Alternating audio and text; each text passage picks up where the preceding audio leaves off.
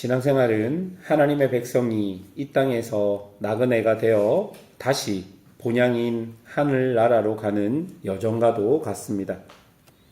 나그네로서 길을 가다 보면 여러 가지 예상치 못한 일이 일어나곤 합니다. 그래서 때로는 당황하기도 하고 때로는 절망하기도 합니다.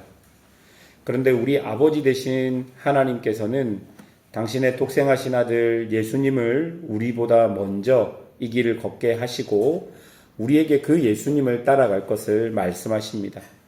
그리고 그것을 우리가 잊을 수 있으니 하나님의 말씀인 성경을 우리에게 주셔서 그것을 잊지 않도록 하신 것입니다. 존 버년이라는 사람이 철로역정이라는 책을 기록했습니다. 그 책은 주인공인 크리스천이 무거운 재짐을 지고 멸망의 도시에서 출발해서 천성까지 이르는 순례의 여정을 기록한 소설책입니다. 여기에 보면 주인공이 길을 잘못 들어 의심의 거인에게 붙잡혀 절망의 성에 갇히게 되는 사건이 나옵니다. 그곳에서 주인공은 며칠간 고문을 당하고 죽음을 생각할 정도로 낙심에 빠지게 됩니다. 그때 주인공은 자신의 품 안에 약속의 열쇠가 있다는 것을 기억하고 그 약속의 열쇠로 감옥문을 열고 탈출하게 됩니다. 오늘 본문을 보면 신앙에 대해서 길을 걷는 것 같다라는 구절들이 많이 나옵니다. 105절을 보시면 주의 말씀은 내 발의 등이요 내 길의 빛이니이다 라고 말씀했고 101절과 102절에도 내가 주의 말씀을 지키려고 발을 금하여 모든 악한 길로 가지 아니하였사오며 주께서 나를 가르쳤으므로 내가 주의 규례들에서 떠나지 아니하였나이다. 마치 우리의 신앙의 여정을 길을 걸어가는 나그네처럼 비유하고 있는 것이죠. 그런데 지금 시인의 이런 놀라운 고백들은 일반적인 상황, 평범한 상황에서 나온 것이 아닙니다. 107절부터 110절까지를 한번 쭉 살펴보십시오. 시인의 지금 상황은 고난이 매우 심한 상황입니다. 시인은 지금 자신의 생명이 위기에 있다라고 이야기합니다. 악인들이 자신을 해하려고 올무를 놓았다라고 이야기합니다. 자칫하다가는 죽을 수도 있는 상황이고 자칫하다가는 천길 낭떠러지로 떨어질 수밖에 없는 상황이라고 말합니다. 각종 위험과 두려움, 걱정들이 다가올 수밖에 없는 상황인 것입니다. 그런데 여러분, 이렇게 인생에 위협하고 어두운 상황을 지날 때 말씀의 빛은 더 빛날 수밖에 없는 것입니다. 그래서 시인은 그런 고난의 상황 속에서 말씀의 빛을 발견하여 105절과 같은 주의 말씀은 내 발의 등이요 내 길의 빛이니라는 고백을 할 수 있었던 것입니다. 그렇다면 어떻게 고난의 순간 속에서도 하나님의 말씀의 빛을 발견할 수 있을까요?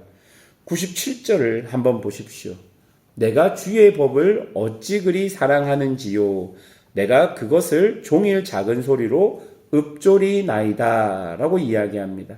여기서 보면 주의 법을 사랑하는 것이라고 말하고 그 사랑하는 것을 구체적으로 어떤 것이냐라고 했을 때 종일 작은 소리로 읊조린다라고 표현합니다. 이 종일 작은 소리로 읊조린다는 것은 묵상한다라는 의미입니다. 늘 하나님의 말씀을 내 입에 둠으로써 내 생각과 행동이 말씀과 동행할 수 있도록 만들어낸다라는 의미일 것입니다. 그렇게 늘 주의 말씀과 동행하니까 어떤 일이 벌어집니까? 98절에 나를 원수보다 지혜롭게 하고 99절에 나의 명철함이 모든 스승보다 나으며 100절에 나의 명철함, 여기서 원어로 보면 이 명철함은 분별력입니다. 나의 분별력이 노인보다 낫게 된다라고 말합니다. 여러분 아주 중요한 것이죠. 주의 말씀이 내 안에 있도록, 평상시 내 안에 있도록, 묵상되도록 작은 소리로 늘 주의 말씀과 동행하면 원수보다 지혜롭게 되고, 명철함이 스승보다 낫게 되고, 분별력이 노인보다 낫게 된다라고 말하고 있는 것입니다. 즉 여러분, 말씀이 누구를 변화시킵니까? 나를 변화시킵니다. 말씀이 나를 변화시켜 세상의 어떤 풍파 속에서도, 위협 속에서도 견디며 이길 수 있도록 나를 만들어 가신다라고 오늘 본문이 이야기하는 것입니다. 그런 은혜를 경험하면 할수록 어떻게 되겠습니까? 103절을 보십시오. 주의 말씀의 맛이 내게 어찌 그리 단지요, 내 입에 꿀보다 더 다니이다. 여러분, 말씀이 내게 살아있는 말씀으로 다가올 때 그 말씀은 내게 꿀보다 더 단 말씀이 되는 것입니다. 세상이 알 수 없고 볼 수 없는 말씀의 능력을 경험하게 되면, 그 경험을 하면 할수록 우리는 말씀의 능력을 붙잡게 되는 것이고 말씀에 사로잡히게 된다는 것입니다. 그렇다면 여러분, 우리는 어떻게 해야 합니까? 말씀으로 살아야 하는 것입니다. 말씀을 잘 듣고 읽고 바르게 적용해서 하나님이 나와 함께 하시고 말씀이 나를 지혜롭게 하고 명철하게 하고 분별력 있게 하는 경험을 내 일상에서 자주 반복적으로 경험해야 하는 것이죠. 그래야지 우리가 고난이라는 어려운 시간, 위중한 시간을 보낼 때 말씀의 빛을 발견할 수 있게 되는 것입니다. 여러분, 군대를 가면 무슨 훈련이든 반복적으로 훈련합니다. 이 반복적으로 훈련하는 이유는 그 훈련을 어떻게 해야 하는 것인가를 익히는 것보다 어떤 순간에서도 훈련한 것이 나오도록 몸에 익히게 하기 위함으로 반복 훈련을 하게 됩니다. 왜냐하면 전쟁이라는 극한 상황이 되면 사람의 이성적 사고가 정지됩니다. 평상시에는 잘 알고 있다고 생각하는 것들이 그때가 되면 머리에서 생각나지 않습니다. 그래서 몸에 익히는 것이죠.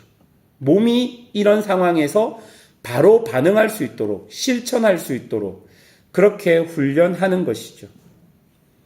몸에 그것이 익숙해지면 당연히 평소 훈련했던 것처럼 위기의 상황에서도, 고난의 상황에서도 그것이 나오게 되는 것입니다. 사랑하는 여러분, 여러분들이 평상시에 성경을 읽고 기도를 하고 하나님의 말씀을 묵상하고 예배를 드리는 이 모든, 아무 일도 일어나지 않은 이 일상의 모든 신앙의 행위가 결코 의미 없는 것이 아닙니다. 마치 여러분의 고난의 시간을 준비하며 여러분은 일상에서 성경을 읽고 기도를 하고 예배를 하는 그런 훈련들을 반복적으로 여러분의 몸과 마음, 입과 생각, 태도에 새기고 있는 아주 중요한 일들을 일상에서 하고 있다라고 오늘 본문이 우리에게 이야기합니다. 말씀을 듣고 고민하고 어떻게 그리스도인으로 살아갈까? 어떻게 이 말씀을 내게 적용할까? 이런 생각들, 이런 일상의 모습들이 이후의 고난의 시절을 보낼 때 나에게 밝은 등과 빛이 된다는 것을 오늘 본문이 우리에게 말씀해 주고 있는 것입니다. 그러니 사랑하는 여러분, 일상에서 평상시 여러분이 말씀을 듣고 읽고 말씀을 생각하고 묵상하는 이 모든 행위를 성실히 해 나가십시오.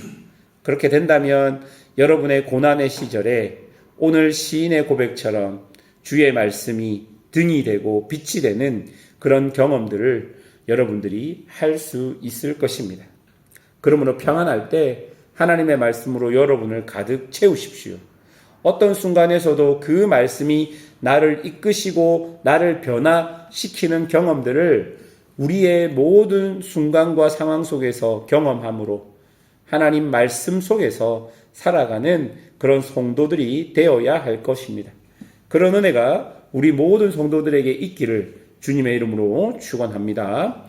기도하겠습니다.